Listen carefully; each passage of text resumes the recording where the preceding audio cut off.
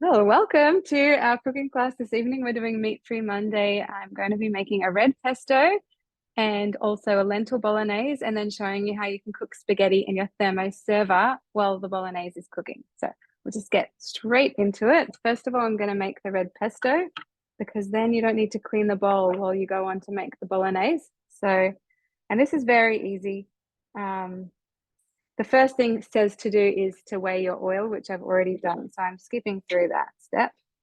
And then it asks us to put the Parmesan cheese in. Now, just a note, when you're grating Parmesan cheese, it's a really good idea to cut it quite small so that you're not putting pressure on the blades over time. So, and if you wanted to make this vegan, don't put the Parmesan cheese in. You can either just leave it out, or if you want that flavor in it, you can add some nutritional yeast flakes or get like a bio cheese kind of replacement, but it doesn't actually have to be in there if you don't want it. So that's milling for 9 seconds, and I also put in the garlic.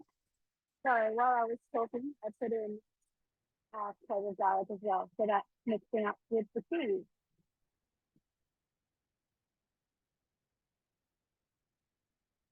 So now the recipe asks for pine nuts. I'm actually going to use cashews because that's my preference. Pine nuts and cashews, and also sunflower seeds, I find pretty interchangeable depending on the recipe. So that's what I'm using today because I have a giant bag of cashews. So I like to use that.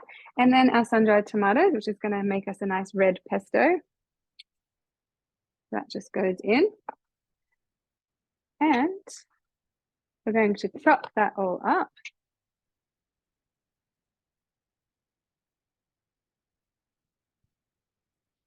Just 10 seconds.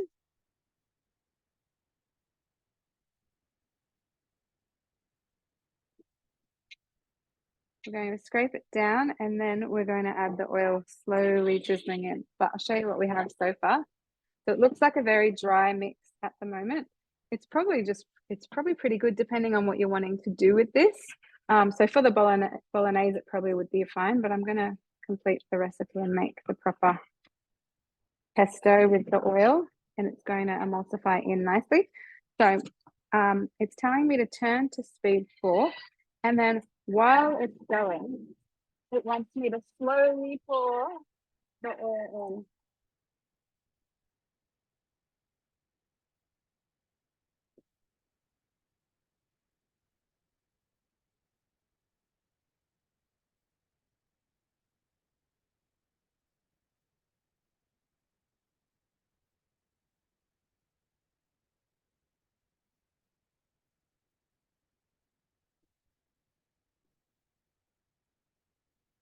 Oh, I was too slow. The 30 seconds is up. So basically, to slowly pour, I don't know if you saw me doing, but every now and then I just lift up the MC a bit. You can see it kind of goes up and down. If you lift it up, that oil has more of a gap to get in, but it's gone in pretty well, actually. That looks a bit better. So it's just kind of mixed around a lot nicer than if we had have just dumped it all in at once. So that is our pesto. That's how quick it is. And it just says transfer to a container, keep in the fridge for as long as you need it. But obviously, because of the oil in it, it will stay fresh for a little bit. But the fresher the better, I think. So yeah, nice and easy. Just scraping it all out. Now, because I'm going to go on and make the lentil bolognese, I'm not going to bother cleaning my bowl, so I don't need to worry too much about scraping it all out, but I'll just show you what we have. How beautiful. Red pesto. So, and I don't think we'll use all of this, so I'll be able to have some leftovers to do something else with tomorrow. So you can just even just stir it through pasta or use it as a dip. You could put it on pastry. It'll be nice. Okay, so now I'm going into the lentil bolognese recipe. This is, I know there's a lot of skeptics for this one, but it really is, it has a great result, and it has fooled a lot of people into thinking it's a normal meat bolognese. So, and it is completely vegan. Obviously, you can sprinkle cheese on at the end if you want to, but if you leave the recipe the way it is, it's a vegan recipe. So first step is to put in some onion. And I had just quartered that, and a celery stick going in. Here's where you could add other veggies as well. Sometimes I add capsicum and zucchini, mushrooms, whatever. Just for tonight, I'm following the recipe as it is, but ordinarily it all goes in. And you can just do whatever. So then I've got 3 cloves of garlic and 3 sprigs of parsley. Now a sprig, a lot of people ask me this, what's a sprig? A sprig is 1 stick's worth. So if you get a stick of parsley and take off all the leaves from that one stick that's about that tall, that's a sprig's worth of parsley leaves. But when recipes say parsley, oftentimes they're saying that to be basic and easy for the person who's cooking. So if you want to use other herbs, you can. So tonight, because my oregano bush is going crazy, and I've also got fresh basil growing. So I've put in a mixture of oregano, basil, and parsley. But if you had to go out and buy the herbs, I would just buy the parsley because you're wanting to save money as well. So it's whatever you've got. And now we're putting in some dried herbs. So I've got some thyme and oregano. And it says optional, some chili flakes. My daughter will not like chili flakes, so I leave that out. And drizzle in 40 grams of olive oil.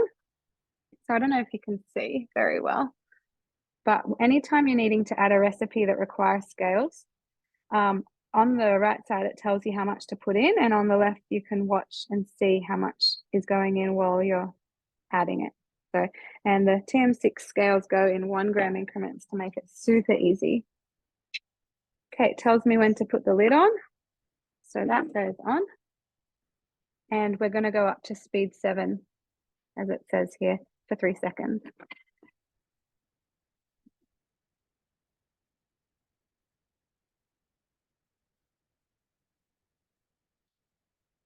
Nice and quick to chop all of our onions, celery, herbs, garlic, everything that was in there. If you wanted it chunkier, some people like bigger pieces of onion. You could do it on a lower speed, like speed 4 or 5 or even 6. But for this recipe, we wanted it minced nicely, which is why we went to 7, so you can see how fine it is. Now this time we are cooking, and it is asking us to put the simmer basket on. So anytime you're cooking above 95 degrees, it will ask you to put the simmer basket on, and it just wants you to put it on top there. And off we go. So that is going to cook for 3 minutes. So now would be the time for me to go get my water boiling so that I can cook the spaghetti. So for a lot of people, that means getting the kettle on, but I actually use a Thermomix as a kettle, and that's not the sole reason why I have another Thermomix, but I have another one here. Because consultants are really spoiled. So yes, I do have another Thermomix because we do a lot of cooking here, and they are often both going. Not all the time, but often. But yeah, so that's what's happening. I've got the water boiling in the other one. Oh, the other thing I wanted to show you, sorry, while something is cooking, so I've got 3 minutes while this onion is sauteing. So if I want to multitask, I can come press these 3 dots and press the recipe detail so I can scroll down and see what's next. So I can go to the pantry and get my my lentils, my canned tomatoes, and I can use this time to chop up my cherry tomatoes and, just get whatever else. You can also have a look at the nutrition guide and whatever other tips there are about the recipe. So press continue. And I'm just going to look in chat. Yeah, so easy. I just want to just bear with me 2 seconds. Okay, so that just has a minute to go. So to cook spaghetti in your thermoserver. So your thermoserver is a double insulated stainless steel bowl that keeps your food hot or cold for a couple of hours. So these are really great to have. The only way to get it at the moment is by hosting a cooking experience with a few friends. So basically you're helping us spread the word of the Thermomix to other people. And ordinarily I use this to put dinner in and it stays hot while we're all doing whatever we need to do. But I wanted to show you this cooking of spaghetti. So you put your pasta in and then we're just going to pour boiling water over it and leave it for pretty much the same amount of time as the packet says. So I'll do about 10 minutes. If it's not done in that time, obviously just give it another minute or so, but it usually is pretty good. And then once that's finished, I'll tip it out into my varoma in the sink. So this can act as a colander so that the spaghetti's ready, hopefully similar time to the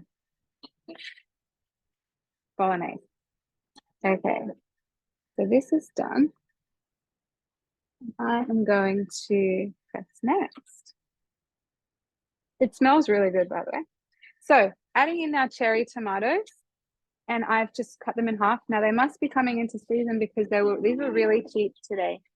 And so that's just the other Thermomix with the boiled water. So I will just pause what I'm doing with the bolognese just to tip this in. Nothing too fancy happening here, just tipping in some boiling water. And I'm going to fill it to the top, even though the pasta doesn't really need that much water. But the more you fill, I just saw in chat, the more you fill your server, the hotter it will stay. I'm just giving the pasta a bit of a stir. And then I'll put the lid on and we'll set that aside. So Virginia's saying it's the end of tomato season, which makes sense because I always thought it was an autumn thing. But they were really cheap today for some reason. So I was thinking, bonus. Let's do this recipe. It's great. So if cherry tomatoes are too cheap, or if they're just not in season, or you just don't have them, instead of putting in 500 grams of cherry tomatoes, just do another tin of tomatoes or fresh tomatoes. It doesn't matter. But yeah, I've put in 500 grams of cherry tomatoes that I've halved. And now in goes the can of tomatoes. And again, you can use fresh or canned, it doesn't matter. And with this recipe, you can also just put in whatever you normally put into bolognese as well. Like I often put in some Worcestershire sauce and a bit of red wine into my bolognese. So you can definitely do whatever your family does for a normal bolognese. Adapt this recipe to be the flavors that you like. But as I said, tonight I'm following the recipe. Oh, didn't add the lentils. So this is our meat substitute, or our protein basically is our lentils. So it's just a can of brown lentils. I guess you could use like get dried and cook it and like soak it and cook it yourself if you wanted to as well. And then in goes our pesto. And I want to use a spoon for that we made earlier. So very exciting. I'm going to put in 190 grams. I have heard from some people who say if they don't have red pesto at the time, they just leave this out. I think the flavor is really good of having it in, but you know, as I said, everything's variable. So just do what you want to do. It's okay to skip ingredients that you don't want to use. That's totally fine. And some salt. And because I didn't put in the chili flakes, I am also going to put in a little bit of pepper. You could add a bit of stock paste if you wanted to have a bit more of that flavor, but there's definitely enough flavor happening in here without adding stock paste. And there we go to cook it. So it tells me to put the simmer basket on. And we're cooking that for 17 minutes. So we've got our spaghetti cooking in one and our bolognese cooking in the other. And the next step, if you ever want to look ahead just at one next step, there's a preview button up here. So if I just press preview, it's telling me to transfer to a thermoserver, cover and keep warm until you're ready to serve it. And you can serve it with just bread or spaghetti or whatever. So that's how easy it is to make lentil bolognese and pesto. I think we've been going about 15 minutes to make both those dishes. Now, ordinarily, I'd be free to leave the kitchen, meaning how easy is dinner tonight? So, but for tonight, what I want to do is show you some things on Cookie Do, just to make sure everyone knows, like, is making the most of their Cookie Do platform. I'm trying to make it smaller so you can see it better. So basically, the theme for tonight is what I wanted to do was about saving money, but also showing vegan or vegetarian dishes. So if you don't know what you want to cook, you can browse down on the homepage to see what's new. You can also see what is trending. So if I go down, there's probably a lot of Mother's Day cooking things here. Yeah, there's been some breakfasts happening. Must have been lots of eggs Benedict over the weekend, and yummy desserts. You can also see the latest collections. So here's a great one called Stack Up the Savings, with some really good recipes for saving money. I know a lot of people are being budget conscious at the moment. These are awesome recipes. And the other collection I wanted to show you is called, oh, also just a note, this recipe here, this capsicum sun-dried tomato dip, that's pretty similar to the red pesto we made. So if you were making that dip, you could also use that in this bolognese as well. It's really yummy. The other collection I wanted to show you is called Simply Delicious. It's this collection here. It's all dishes with less than $5 per serve. And that's the recipe that this bolognese that we're doing tonight comes from. But if you want some inspiration on some other budget-friendly recipes, this collection is awesome.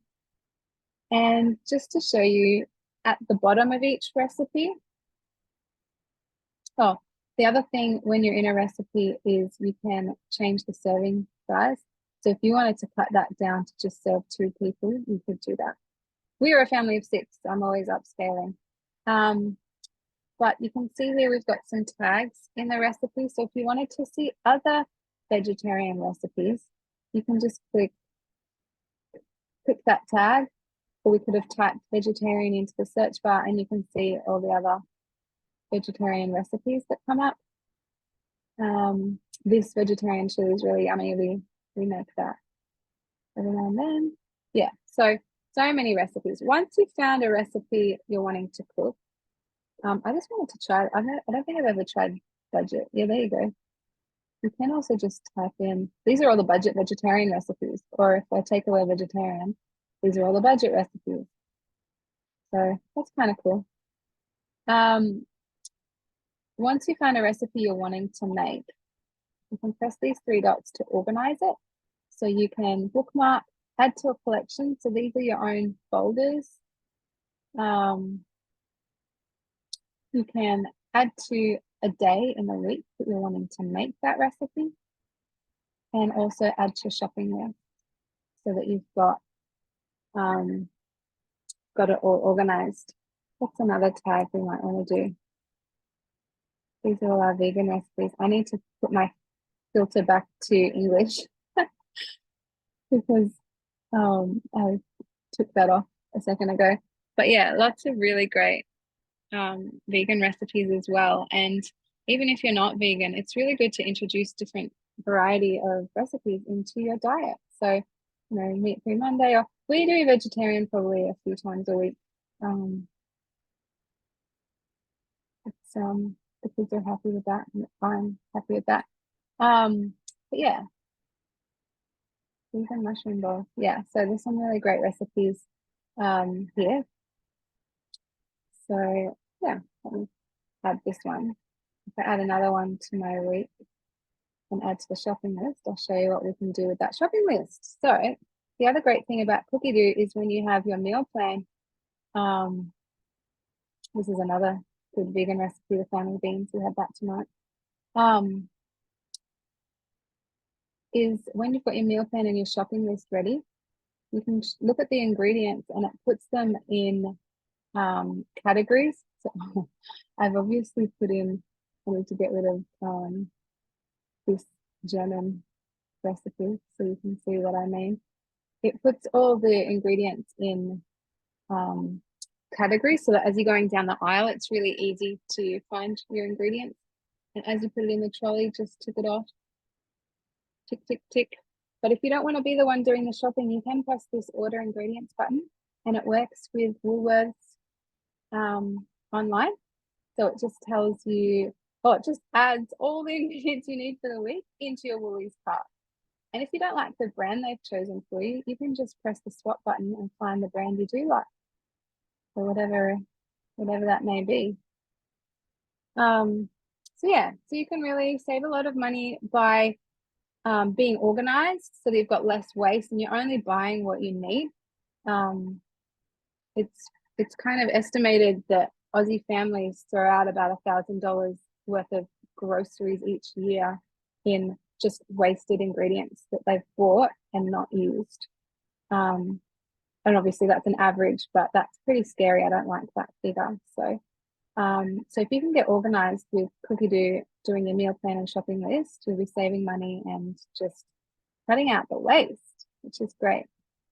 The other thing about Cookie Doo is that you can add in your own recipes. So if you go to the My Recipes tab and then go to Created Recipes, here's where you can add in your family favorite recipes. So that they're on your Thermomix screen. So that was a really quick crash course in Cookie Doo. And so to show you where they would be on your screen, if I press home and go into the menu and come into My Recipes, all the recipes that you've organized are here. You've got your bookmarks, your created recipes, that one, and then your folders and your meal plan is here as well. So you can really get very organized and have the guided cooking on your screen step by step. Okay, so we've still got 9 more minutes on the bolognese, and I want to check the spaghetti because just realized I didn't really look at the time when I put it in, but I'm going to give it a bit of a stir, which is very important because it's not a rolling, it's not, I'm going to try and keep that heating. You know, when you're cooking pasta in the Thermomix bowl or on the stove, the water is moving around. So this just needs a bit of a stir. Okay.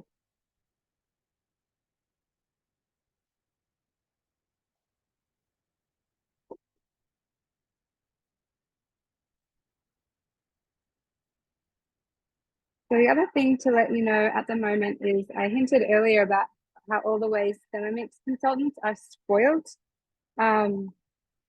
We have a great offer on at the moment for anyone who wants to join as a Thermomix consultant. You can earn a Thermomix by selling just 4 Thermomixes. So normally it's 6. That's actually a really great reduction.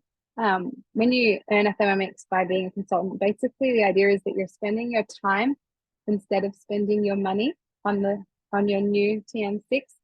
So yeah, selling 4 instead of 6 is just a really great reduction in that. And then after you've sold those and earned your Thermomix, you can either stop because you've earned it and that was your goal, or you can stay on as a consultant and earn commission for your next however many sales while you are a consultant. So the other great thing is after 3 sales, you can earn our cutter attachment and blade cover peeler. And after 6 sales, you can earn a whole second bowl set so that we've got 2 that you can switch in and out so that you can be super efficient while you are cooking in your Thermomix. It is really awesome to have 2 bowls. And if you're not wanting to be a consultant and you want a second bowl, we have another great offer on this month only. If you host a cooking experience with at least 2 friends, you can get a host reward, which if someone purchases a Thermomix from your event, you can get that second bowl set for $99. It's usually $375. So that's a really big saving and just a great offer that we have on just in May. So if you're interested, please reach out to your consultant because we can get something booked in. It could be online or it could be in person in your home. But either way, you'll still be able to access that host reward. If you don't get someone who purchases a Thermomix within the 2 weeks after your demo, you still have access to other great host rewards as well. So definitely reach out to your consultant so that we can get you organized with that.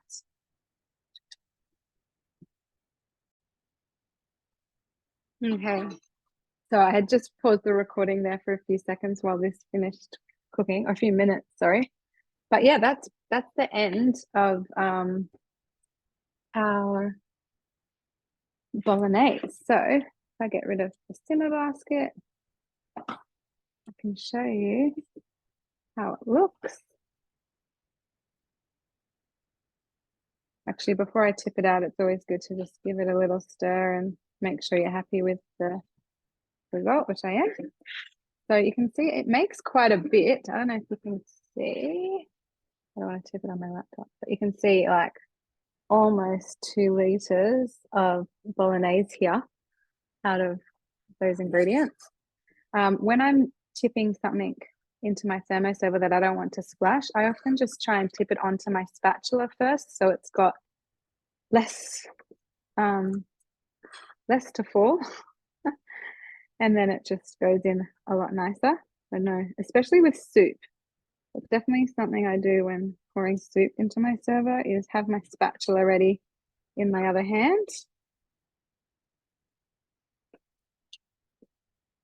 And there we go. Beautiful lentil bolognese. I want to show you this texture. It's like, and it's got the pieces of tomato in big. So again, if you wanted those to be more crushed, put in smaller pieces. But I love it with those cherry tomatoes in there. I think it looks great and the texture is really good. I wish you could all try it so that you could see, but you'll just have to trust me that this is definitely worth trying as an alternative to normal meat bolognese. It's even too hot for me to try, but just trust me, this is a beautiful bolognese, and no one need know there is no meat if you're trying to fool someone. But for those who are already meat-free minded, they will love this. It's really great. So let me set that aside and show you the spaghetti. So this has been just sitting in the very hot water, and because the thermoserver keeps the water very boiling, it's done a good job of cooking it. So I am just going to tip it into my Varoma, so just bear with me. I've got my Varoma in my sink next to me.